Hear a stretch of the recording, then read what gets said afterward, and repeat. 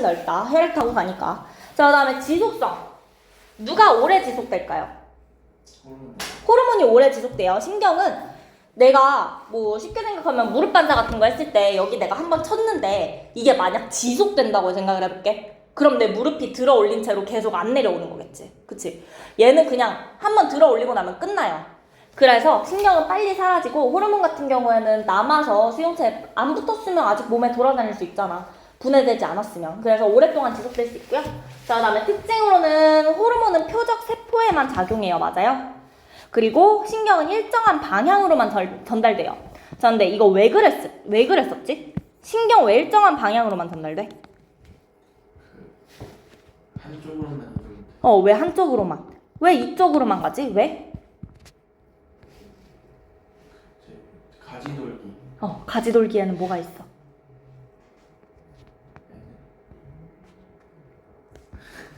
자, 내가 그림을 그러면 위아래로 일단 그려놓자. 자, 이렇게 있어요. 자, 이렇게만 있을 때 어떤 게 축삭돌기 말단이고 어떤 게 시냅스 이전 뉴런이고 어떤 게 시냅스 이후 뉴런이에요? 위아래? 위? 진짜? 그러면 만약에 이런 상황이라면 누가 이전 뉴런이야? 아래에 있는 거.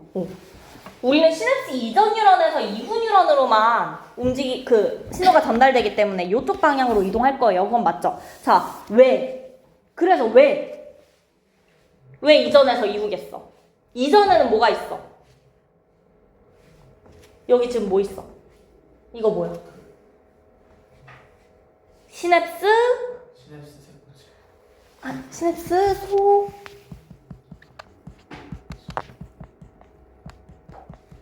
시냅스 소포가 그치 이전 뉴런에만 있어서 그래요. 시냅스 소포 안에는 뭐가 있는 거야? 세포체, 신경세포체. 다 나온다. 전달. 그쵸. 신경 전달 물질이 시냅스 소포 안에 들어있는데 그렇기 때문에 시냅스 소포를 가진 시냅스 이전 뉴런에서 신경 전달 물질을 분비할 수 있는 거죠. 그러면 시냅스 이후 뉴런에 어디에 붙어요? 이게 뭐라고? 수용체에 달라붙으니까. 시냅스 이후 뉴런은 그러면 뭘 가지고 있다고?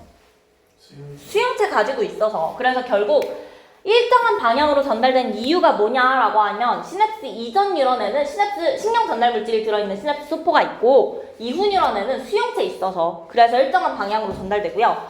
표적 세포에만 작용하는 이유는 뭐라고? 표적 세포에 뭐가 있어? 수용체가 있어서. 맞아요. 그래서 사실은 표적 세포에만 작용하는 이유도 수용체 때문이고 일정한 방향으로 전달되는 이유도 수용체 때문이긴 해요. 그냥 그거는 연결해서 이해만 하시면 돼요. 중요한 건 아니에요. 그 정도 생각해 주시고 요 밑에 있는 그림은 한번 쭉 읽어보시면 되긴 하는데 보자.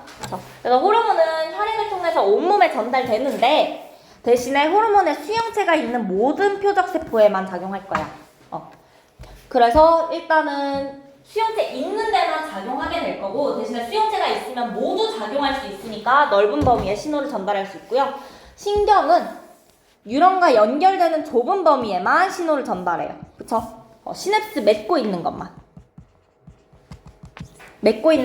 전달한다. 이렇게 기억해 주시면 될 것 같고 그래서 요 옆에 것까지는 그래도 읽어볼게요. 자, 호르몬은 신호 전달 속도가 느리고 효과가 지속적이기 때문에 생장이나 발생, 생식 지속적이고 광범위한 조절에 관여를 한대. 근데 신경은 그러면 어떤지 볼게요. 신경은 날카로운 곳에 찔렸을 때 회피 반사죠.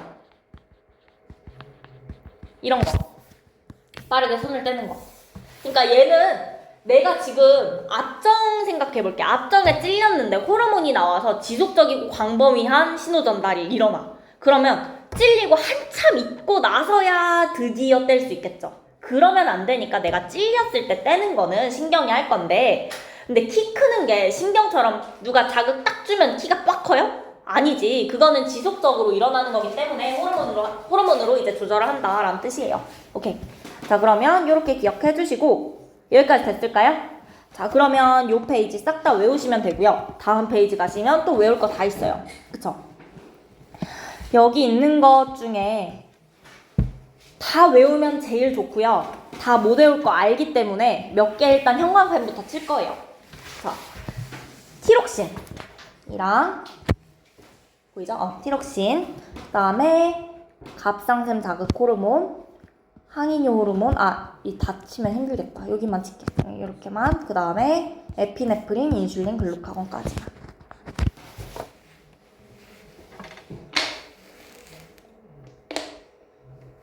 자, 형광펜 친 거는 일단 우리가 항상성 조절하는 거, 혈당량, 체온, 삼투압 조절할 때 배울 것들이에요. 그리고 나머지는 거기서 나오는 건 아닌데 추가적으로 외워야 될 거 있으면 그거 내가 체크만 해줄 거예요. 자, 그리고 하나만 일단 써놓기만 할게요. 시상하부 TRH, CRH 써주시고요. 여기다가 써주면 될 것 같아. 여기다가. 여기 남는 데다가. 그 다음에 여기 뇌하수체에 갑상샘 자극 호르몬 있죠?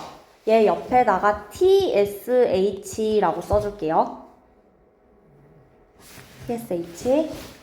자, 그 다음으로 항이뇨 호르몬 옆에다가 ADH라고 써줄게요.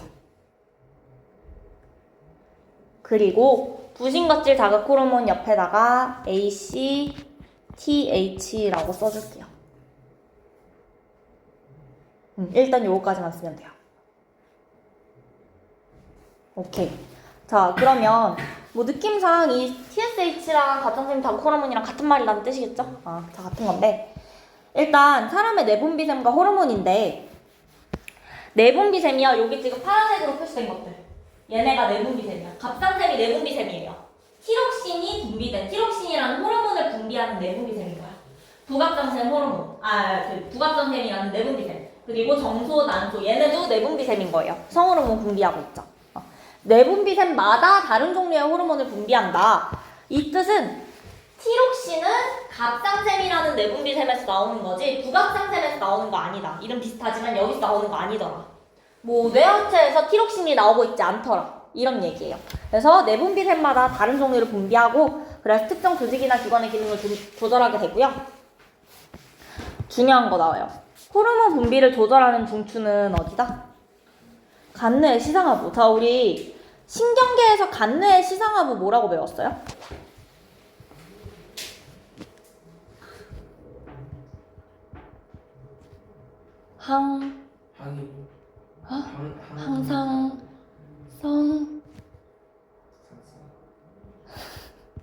항상성 조절의 중추라고 배웠을걸? 외우셔야 돼요. 간뇌의 역할이 그거예요. 간뇌의 역할이 항상성 조절의 중추인 거거든? 그 중에서도 간뇌에는 시상이랑 시상하부 2개 들어있었는데 그 중에서도 시상하부가 항상성 조절의 중추가 될 거고요. 또 항상성 조절할 때 이 호르몬도 중요한 역할을 하게 될 거예요.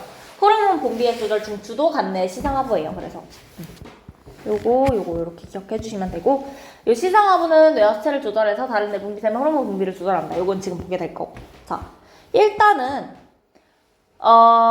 우리가 시상하부 TRH랑 갑상샘 자극 호르몬이랑 티록신 얘기를 먼저 할게요. 다른 거 하기 전에 요거 3개 먼저 얘기를 할게. 자, 얘네는 조금 독특한 게 시상하부에서요. TRH가 분비되면 TRH의 역할이 뭐냐면 뇌하수체 전엽을 자극해서 TSH를 분비시키도록 유도하는 거야. 그래서 TRH가 나오면 뇌하수체 전엽에서 TSH가 나와요. 오케이? 자, 그 다음에 요 TSH라는 친구는 읽어보면 한국어로는 뭐라고 한다고? 갑상샘 자극 호르몬이라고 한다고. 뭘 자극한다고? 뭘 자극해? 갑상샘을 자극하는 호르몬이라는 거야. 그럼 갑상샘에서 뭐 나오겠어? 티록신 나오는 거 자극해주겠다는 거예요. 그래서 TSH는 갑상샘을 자극해서 티록신의 분비를 촉진해요. 요렇게. 시상하부가 간내 시상하부 말하는. 간내의 시상하부. 시상하부라는 우리가 뇌를 잔뜩 나눴을 때 그 중에 간내가 있는 거고 그 안에 시상하부가 있는 거야.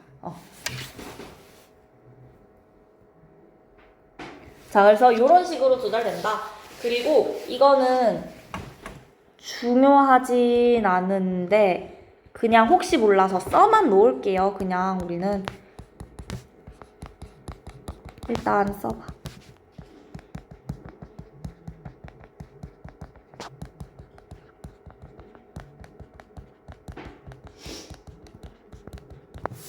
당질 코르티코이드. 방금 전에 내가 시상하부에다가 TRH랑 CRH 두 개 썼죠.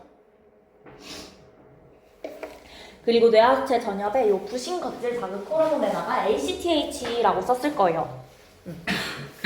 얘네도 이런 식으로 시상하부에서 CRH라는 호르몬이 나오면 얘가 뇌하수체 전엽 자극해서 ACTH의 분비를 촉진하고 그러면 이 ACTH가 이 부신 겉질이라는 데로 가서 당질 코르티코이드라는 걸 분비시키게 돼요.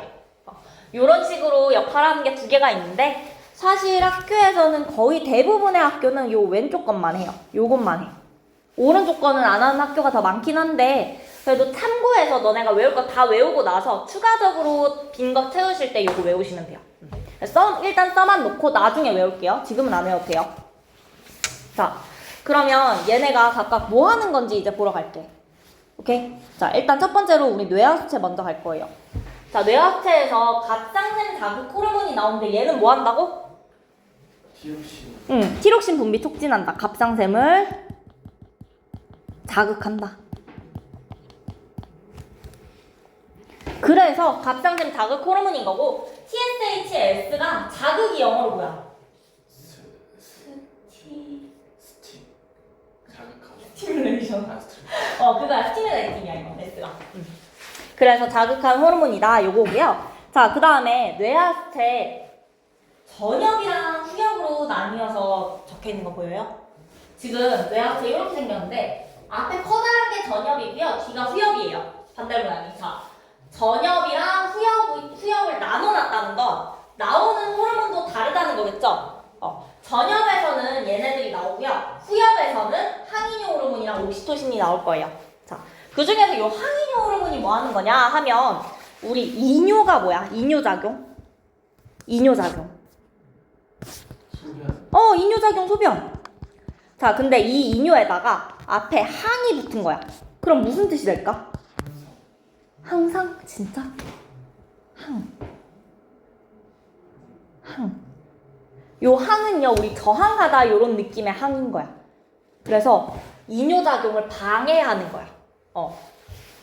이뇨작용이 되지 않도록 하는 호르몬이니까 그러면 쉽게 말하면 소변 보는 양을 줄이는 거죠. 소변을 덜 보게 하는 호르몬인 거예요. 자, 근데 우리 소변 볼 때 우리 콩팥에서 일어나는 일들 중3 때, 중2 때 배운 거 혹시 기억나요? 네프론에서? 여과 제흡수 분비라고 있었어요. 자, 여과 제흡수 분비라는 게 있는데 우리 뭐 일단 다 까먹을 텐데 제흡수 단계에서는 우리 여과 단계에서는 내 몸에 있는 물이라든지 노폐물이 다 원료라고 오줌이 되기 전에 원초적인 무언가 있죠. 그런 액체가 돼. 오줌이 되기 위한 액체가 돼. 자, 근데 물도 같이 여과됐다고 했지. 그래서 내가 내 피 안에 어쨌든 물은 필요하니까 필요한 만큼 물을 다시 재흡수하게 되거든요. 그게 재흡수 단계예요. 자, 그러면 콩팥에서 수분 재흡수를 촉진한다 쓰여 있는데 콩팥에서 소변으로 나가야 됐었던 물들을 다시 혈액으로 재흡수시켰어. 그러면 소변 양은 어떻게 되는 거야? 줄어요. 맞아요? 대신에 이제 혈액 안에 물은 어떻게 되겠어? 많아지는 거예요. 오케이? 그래서 항이뇨 호르몬이라고 하는 거야. 콩팥에서 수분 재흡수를 촉진했더니 오줌으로 나가려던 물을 재흡수한 거기 때문에 소변을 덜 보더라. 그래서 항이뇨 호르몬이에요. 일단 무슨 얘기인지는 알겠어요? 그래서 결론은 얘 역할은 콩팥에서 수분 재흡수를 촉진하는 거고요. 요 콩팥이 표적 기관이 될 거예요. 그래서 헷갈리면 안 되는 게 내가 지금 설명을 위해서 항인유 호르몬이 결과적으로 소변을 덜 보게 하는 거라고 얘기했지만 얘가 하는 실제 역할은 콩팥으로 가서 여기서 수분제 흡수를 촉진하는 거예요. 오케이? 자, 요거 두 개 일단 기억해 주시고 그 다음으로 밑에 이자의 인슐린 글루카곤 볼게요.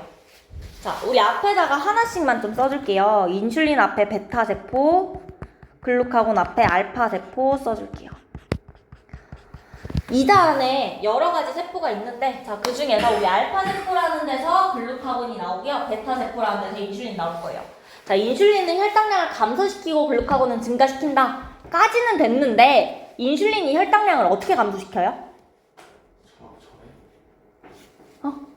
어떻게 감소시켰지? 우리 간으로 가서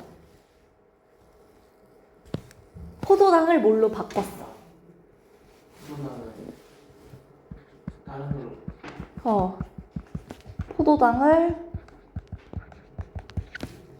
글리 아까 나왔던 글리코젠으로 바꾸는 거야.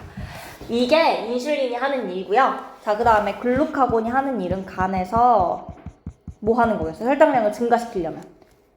글리코젠.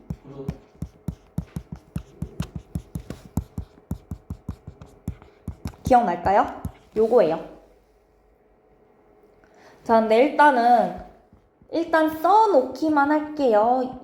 인슐린은요, 두 가지를 할 건데요. 세포로의 포도당 흡수 써놓기만 할게요. 촉진. 조금 이따가 수업할 거예요.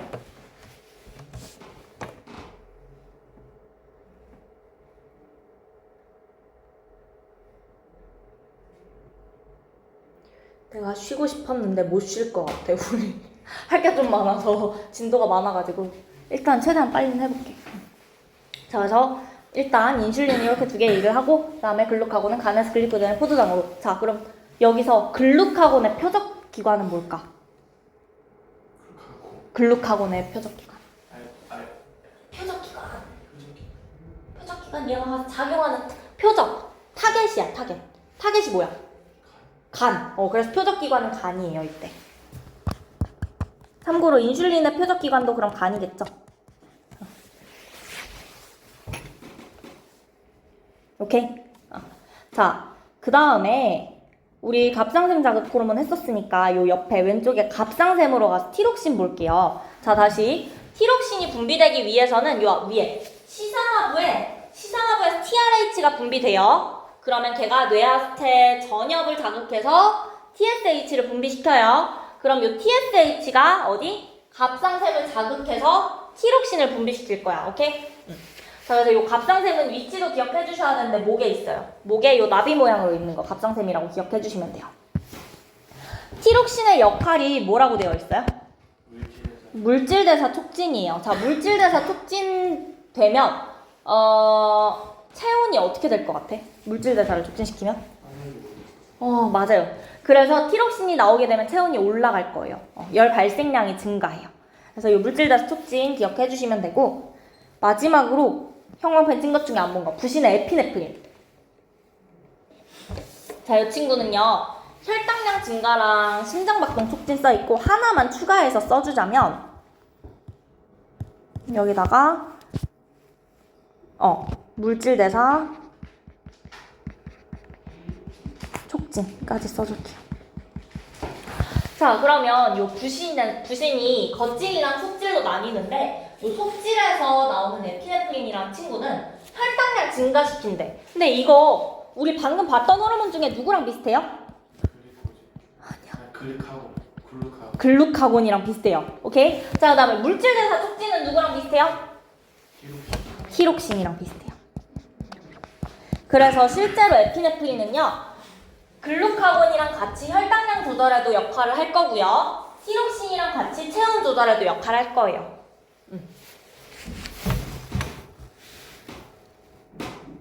이렇게까지 기억해 주시면 돼요. 여기까지 됐을까요? 자, 그러면 다시 생각해 보면은 우리 시상여부에서는 TRH 봤고요. TRH가 뇌하체 전역으로 가서 갑상샘 자극 호르몬을 분비시키는 거죠. 이 갑상샘 자극 호르몬은 갑상샘에서 티록신 분비를 촉진할 거예요. 티록신은 물질 대사를 촉진시켜서 체온 올라가겠죠? 그쵸? 자, 그 다음에 뇌하체 후엽에서는 항인용 호르몬 나와요. 항인용 호르몬 말뜻은 소변 못 보게 한다는 거고 왜 못 보는지 봤더니 실제 작용은 콩팥에서 수분 재흡수를 촉진한다. 그래서 소변으로 나갈 물을 우리 몸으로 끌고 들어오는 거다. 그 재흡수를 촉진하는 거고요. 자, 그 다음에 이자에는 인슐린, 글루카곤 나오는 거 알고 있었는데 조금 더 자세하게 알파세포에서 글루카곤 나와요. 베타세포에서 인슐린 나와요. 그쵸? 그래서 인슐린은 혈당량 감소시키는데 어떻게 시키느냐 했더니 간에서 포도당을 글리코젠으로 바꿔. 그렇게 해서 혈당량 감소시키고 글루카곤은 간에서 글리코젠을 포도당으로 바꿔서 혈당량을 증가시킬 거예요. 그 다음에 마지막으로 부신이라는 데 속질에서 나오는 에피네프린은 혈당량을 증가시켜서 글루카곤이랑 같이 혈당 조절하거나 아니면 물질 대사 촉진시켜서 티록신이랑 같이 역할하거나 아니면 우리가 이 에피네프린 다른 말로 하면 아드레날린이에요. 들어본 적 있죠? 아드레날린 나오면 심장박동 촉진 연결되시죠? 그거까지 기억해 주시면 돼요. 자, 그럼 이제 나머지 보러 가도 될까요? 여기까지 지금 말한 거는 반드시 다음 시간까지 무슨 일이 있어도 외워야 하는 애들이야. 지금부터 말할 거는 어느 정도 그냥 너네가 알아볼 수 있게 필기만 해놓고 시험 전에 다시 보실 때 공부하시면 되는 애들이에요. 자, 일단 첫 번째로는 요 갑상샘, 부갑상샘 왼쪽부터 볼게. 칼시토닌, 파라토르몬 있어요. 자, 칼시토닌 뭐 한대? 칼슘 파라토르몬은 칼슘 농도? 자, 얘네 둘이 그러면 완전 반대 작용하죠. 우리 이런 거 뭐라고 했었지? 저번 시간에 배운 것 중에? 기량작용. 그래서 얘네는 기량작용의 예시로 알고 있으시면 돼요.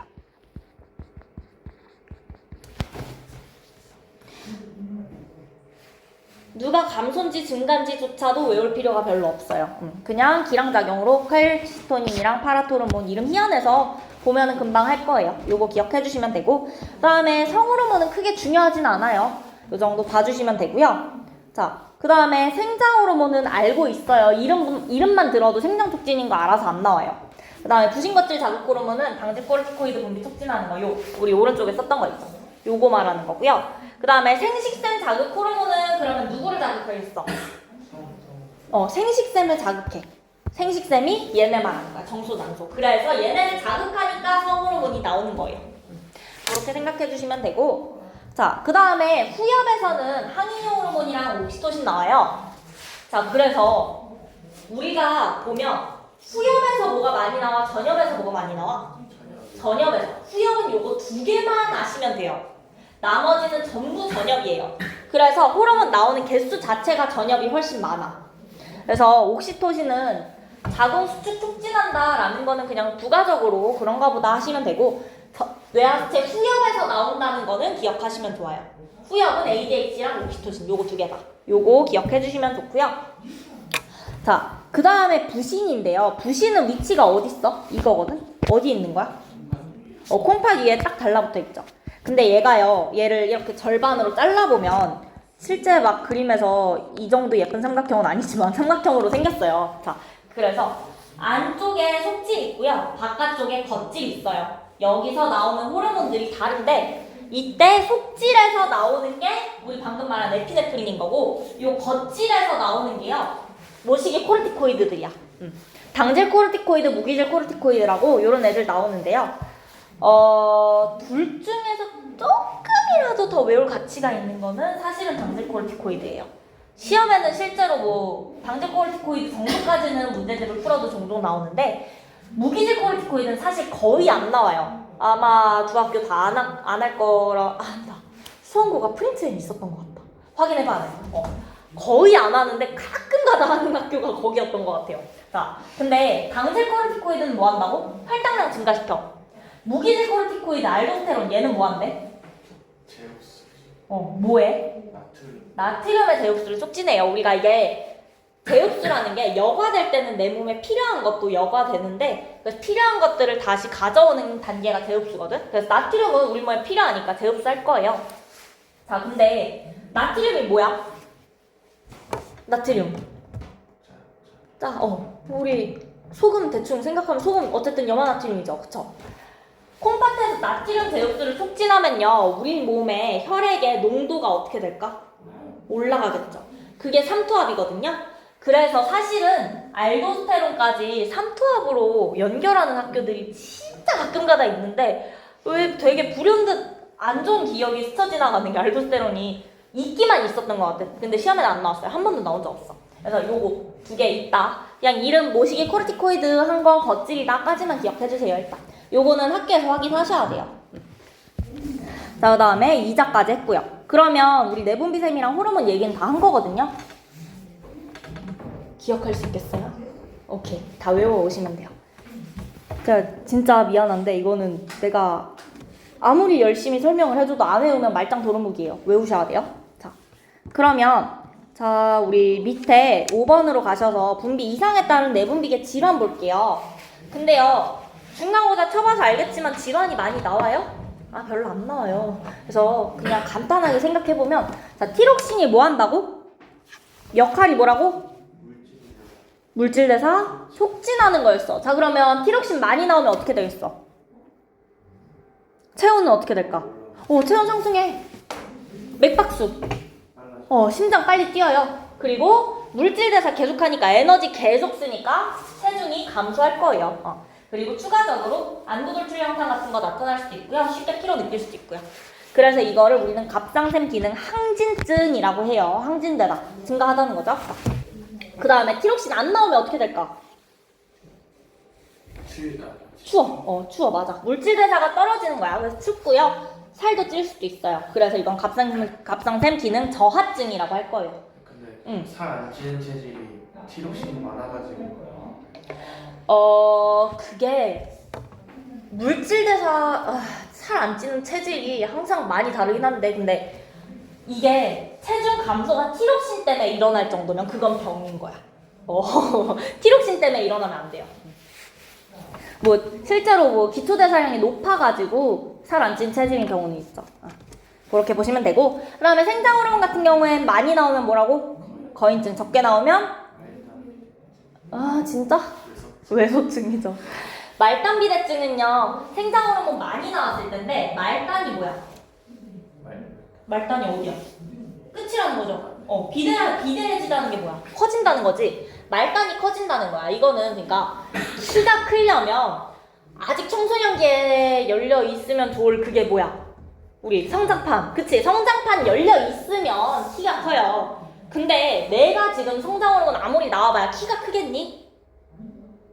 안 커요. 키가 안 크고 대신에 손이나 발 같은 거, 몸 끝으로 가서 거기에 축적돼서 거기가 커지는 거야.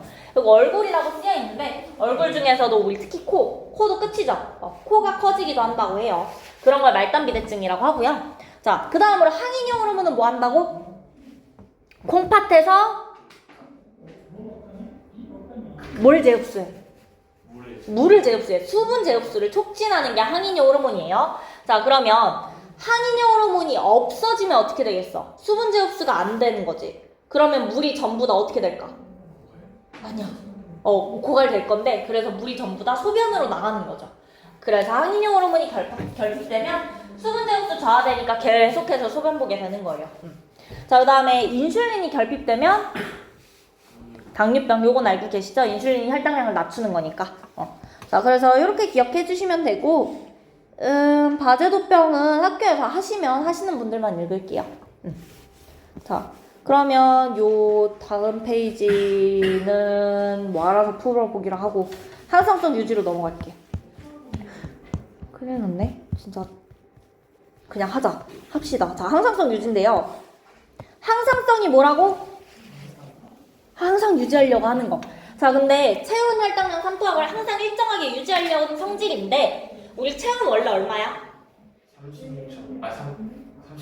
36.5도죠. 자, 근데 내가 열이 났어요. 병 걸려서 열 나 37.5도, 38도 이래. 항상성 유지 한 거야, 안 한 거야? 아니에요. 하고 있는 거예요. 항상성 유지라는 건 내가 지금 열이 나. 열 나는 거 말고, 그러면 열 말고 내가 그럼 운동했다고 치자. 우리 운동하고 나서도 좀 몸 뜨끈뜨끈해지죠. 자, 그때 항상성 깨진 거예요? 아니라는 거예요. 왜? 그게 내가 막 움직여서 뜨끈뜨끈해진 걸 다시 낮춰서 36.5도로 돌리려는 성질이 항상성인 거야. 항상성은 계속 작용하고 있어요. 그래서 36.5도로 우리 평생 사는 거 아니죠? 올라가면 낮추고요. 막 너무 추운데 들어가면 좀 떨어질 수도 있지, 체온. 그럼 다시 올려주고요. 이게 항상성인 거예요. 그래서 항상성 유지는 이런 물결 모양으로 일어나고 있어요. 생각해 주시면 되고, 자, 항상성 유지는 내분 비계랑 신경계에 의해서 조절된다 되어 있는데, 내분 비계가 뭘까? 지금 계속 얘기한 호르몬 얘기야. 호르몬 분비하는 기관들, 요거 내분 비계라고 하고요. 그 다음에 신경계가 뭐야? 뉴런으로 이루어진 그 기관계예요. 그쵸? 그래서 신경계에 의해서 조절이 될 건데, 자, 우리 더우면 신경계 여기 생각을 해볼게. 신경계 중에서 우리가 자율신경계가 역할을 많이 할까? 아니면은 체정신경계, 그러니까 운동신경계가 역할을 많이 운동뉴런이 역할을 많이 할까? 운동뉴런이? 어떻게? 움직여? 자, 내가 그러면 더우면요, 땀 나요, 안 나요? 땀 나죠? 자, 땀 나는 건요, 너네 의지로 하고 있는 일이니? 그쵸? 땀 나는 건 내 의지로 되는 일이 아니야. 그치? 땀을 내 의지로 조절할 수 있었으면 난 안 났을 거예요, 땀이. 근데 땀 줄줄 나잖아. 그거는 자율신경계에 의해서 땀 분비는 조절될 거거든요. 그래서 신경계 중에서도 자율신경계에 의해서 항상성 유지가 되는 경우가 많아요. 많긴 한데 다 자율신경계인 건 아니긴 해. 그래서 주로 자율신경계에 의해서 조절된다. 주로.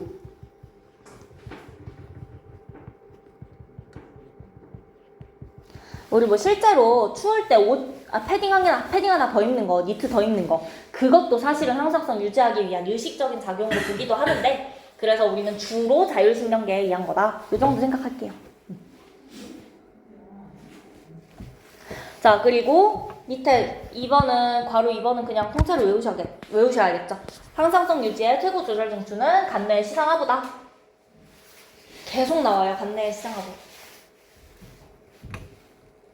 그래서 여기도 쓰여있죠. 자율신경과 호르몬을 통해서 내부 변화를 감지하고 그리고 일정하게 조절하는 것까지 간내의 시상하부가 할 거예요. 자, 그러면 우리가 이 항상성이 어떻게 유지되느냐, 두 가지 원리를 얘기를 할 건데, 첫 번째가 음성 피드백이고요. 두 번째가 기량작용이에요. 그 중에서 우리 기량작용은 사실 알아. 기량작용 뭐라고? 반대로 작용하는 거야. 근데 반대로 작용하는데 중요한 게 한 기관에 두 개의 요인이 함께 작용하는데 서로 반대로 작용하는 거야. 그래서 우리 심장 있어요. 이게 심장이니까 하트 모양 그려야지. 자, 심장 있어요. 교감 있어요. 교감은 어떻게 해요? 심장 박동을 촉진시켜요. 맞아요. 부교감은? 부교감은 심장 박동을 억제하죠. 그쵸? 그래서 같은 기관에, 하나의 기관에 두 개가 작용을 하는데 하나는 촉진하고 하나는 억제하는, 이걸 기량작용이라고 할 거야. 오케이? 자, 그래서 기량작용, 교감신경, 부교감신경 있고요. 또 뭐 있어?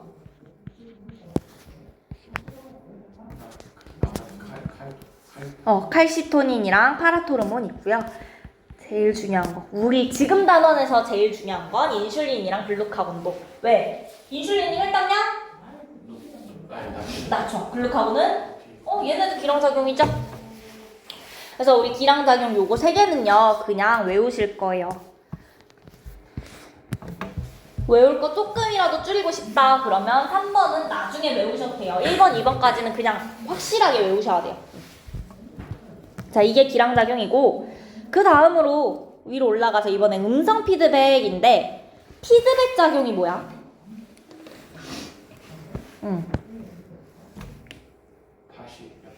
피드백. 다시. 너가 뭔가 선생님한테 피드백을 받고 싶으면 어떻게 해야 돼? 물어봐야 돼. 뭔가 결과를 가지고 가서 너가 뭔가 결과물을 제출하게 되면 선생님이 그걸 보시고 판단해서 피드백을 주시는 거죠. 그쵸? 그거예요. 피드백이라는 게 어떤 일이 일어났어. 그래서 그 결과에 대해서 어떻게 반응하는지를 얘기하는 거거든요. 이 음성 피드백이라는 건 우리 방금 봤던 TRH, TSH, 티록신까지 기억나? 시상하면 TRH 분비되면 뇌합체 저렴해서 TSH 분비되고 그러면 갑상선에서 티록신 분비되는 것까지 됐어. 이게 일이 일어났고 티록신 분비라는 결과가 난 거야. 그럼 이거에 대해서 반응을 하는데 어떻게 반응하냐면 티록신이 있으니까 우리 항상성 유지하려면 이제 어느 정도 있으면 어떻게 해야 돼? 계속 나와야 돼? 그만 나와야 돼? 그만 나와야겠지. 그거예요. 이제 얘를 티록신을 더 이상 필요 없다라고 하는 거야. 필요 없으니까 위쪽으로 올라가서 아예 TRH랑 TSH 분비부터 억제시켜버려요. 그래서 이 음성이 네거티브예요. 네거티브 피드백 한다. 영어로 네거티브 피드백이거든요. 이게. 그래서 있으니까 그만 나와라 라고 피드백한다고 음성 피드백이라고 해요. 네거티브 피드백. 어렵진 않죠? 이게 음성 피드백이다. 그래서 어떤 일이 원인으로 작용하여 나타난 결과가 원인을 다시 억제하는 결과가 원인을 다시 억제하는 거야. 여기서 방금 한 거 보면 원인은 뭐 TRH랑 TSH가 되겠죠. 결과는 티록신이 분비가 된 거 될 거야. 그 다음에 원인은 다시 TRH, TSH 생각하시면 되겠죠. 이거를 다시 억제하는 조절 원리로 대부분의 호르몬 분비는 음성 피드백으로 조절됩니다. 이 밑에 냉방기의 자동 온도 조절기 원리 되어 있는데 나는 이게 더 이해가 안 되는데 이해는 되는데 무슨 뜻이냐면 26도 맞춰놨대. 자, 쟤는 아니지만 좀 우리 비싼 것 중에 히터랑 에어컨이랑 다 되는 데 있죠. 나 제가 히터 에어컨 다 된다. 쟤도 된다. 자, 그러면 내가 온도 맞춰놨는데 얘보다 더워지면 뭐 나와? 에어컨 나오겠죠? 차가워지겠지? 자, 그래서 에어컨 쭉 나왔어. 28도였다가 그래서 26도 다시 됐는데 에어컨 계속 나와서 24도까지 떨어졌어. 그럼 뭐 나와야겠어? 히터 나오는 거야. 그러면 26도까지 다시 올라가. 그랬다가 28도까지 올라가 버렸어. 그럼 다시 뭐 나온다? 에어컨 나온다. 그럼 다시 26도로 떨어지는 거야. 결과가 있는데 지금 히터를 켜서 틀어서 28도까지 올라갔으니까 얘 끄고 에어컨 켜. 이건 거야. 그게 이제 음성 피드백 원리인 거고요. 자, 그 옆에 있는 거 조금만 보면 내분비계는 호르몬 생각하는 거고 양성 피드백이라는 게 있어요. 자, 음성 피드백은 내가 지금 있으니까 이제 그만 나와라 라고 하는 거였지. 그럼 양성 피드백은 뭘까? 내가 있으니까 계속 나와라야. 그래서 옥시토신이 사실 양성 피드백의 중요한 예시 중에 하나인데요. 옥시토신은 자궁 수축할 때 필요해. 자궁이 언제 수축할까? 아기 낳을 때. 자, 아기 낳을 때 옥시토신이 나왔어. 자, 나왔는데 내 몸에서 음성 피드백 작용을 하면 얘가 지금 나와서 자궁 수축 중인데 옥시토신이 그만 나와야 된다고 피드백하는 거지. 옥시토신이 그만 나오면 어떻게 돼? 자궁 수축이 멈춰. 그럼 아기가 나올 수 있어? 없어? 없죠. 그래서 옥시토신은 양성 피드백으로 지금 출산 중이니까 옥시토신 나온 거고 그러니까 계속해서 내보내라 라고 하는 게 양성 피드백인 거예요. 그래서 사실 얘 같은 경우에는 이제 출산이 끝났을 때 옥시토신이 이제 그만 나오게 돼요. 근데 이거는 중요한 것까지는 아니고 이런 비교 개념이 있다 정도 알고만 계셔도 돼요. 양성 피드백이라는 것도 있더라 정도만 기억해 주시고 헷갈리지만 않으면 돼요. 이건 기량작용이라고 해서 없는 거. 기량작용은 아니에요. 기량작용은 아예 다른 거 두 개가 작용하잖아 항상. 다른 거 두 개가 작용해서. 자, 오케이? 그러면 우리 마지막으로 밑에 있는 거 티록신 분비 조절 이상인데 갑상샘종인데 이게 뭐냐면 일단 기본적으로 중요한 거 티록신의 주성분이 아이오딘이야. 들어본 적 있을까요? 티록신의 주성분이 아이오딘이다. 모르셨다면 지금은 기억하시면 좋아요. 티록신의 주성분은 아이오딘인데 그러면 아이오딘이 없으면 티록신이 만들어질 수 있는 거야 없는 거야? 없어요. 자, 그러면 우리 생각해 볼게요. TRH 나왔어요. TSH 나왔어요. 그럼 갑상샘을 자극했죠. 근데 아이오딘 없다면 티록신이 나와 안 나와? 안 나와. 그럼 음성 피드백 작용 해 안 해? 안 하는 거야. 계속해서 TRH, TSH 계속 나오는 거야. 계속 나오면 갑상샘이 계속해서 자극을 받겠죠. 그래서 이렇게 갑상샘이 비대해지는 갑상샘 종에 걸릴 수 있는 거예요. 갑상샘 목에 있다 그랬지. 그게 커진 거야 실제로. 그래서 이 아이오딘이 우리 해조류 같은 데 많이 들어있다고 해요. 김 이런데. 그래서 그거를 먹기 힘든 고산지대에 이렇게 사시는 분들 그런 분들에서 많이 발생되는 질병이라고 하고 있어요. 그 정도 기억해 주시면 되고 요 파트는 사실 우리가 아마 다음 주에 문제를 풀어볼 건데 굳이 여기 뭐 하나가 망가졌을 때 어떻게 됐는지를 묻는 문제가 나와. 다른 건 안 어려운데 개념은 안 어렵죠. 개념이 어려운 게 아니라 예를 들어서 TSH가 계속 분비되는 질병이 있어. 계속 분비되는 질병에 걸린 사람이면 자, 그 사람 TRH는 많이 나올까 적게 나올까? 많이 나와? 자, TSH가 계속해서 많이 나와. 그러면 티록신은 많이 나올까 적게 나올까? TSH가 나와. TSH 나왔으면 티록신 나와야 돼, 안 나와야 돼? 나와야 돼. 그럼 티록신 계속 나올 거야. 그치? 자, 그러면 티록신은 분비되니까 용상 피드백 작용해요, 안 해요? 해요. 그래서 TRH 분비는 어떻게 될까요? 적게 나와요. 그래서 TSH가 계속 분비되는 질병에 걸린 사람은 TRH는 지금 TSH 나왔으니까 티록신 분비돼서 TRH는 안 나오는데 TSH는 계속 나오니까 티록신은 또 나오고 계속해서 TRH는 안 나오는 이런 현상을 겪게 될 거예요. 그래서 체내의 호르몬 농도를 확인하면 TRH는 적고 TSH랑 티록신이 사람 정상인보다 많은 이런 양상을 띠고 있다. 요런 걸 분석하는 문제가 조금 있어요. 그거는 우리가 다음 주에 아마 문제 풀어볼게요. 자, 그 정도 해주시고 그러면 여기까지 혹시 궁금한 거 있을까요? 여기까지 일단 파트 1이야. 여기까지. 궁금한 거 있어? 없어요? 그러면 다음 페이지 넘어갈게요. 혈당량 조절. 화장실 한번 갔다 옵시다. 그러면 우리 한 5분만 쉴게요.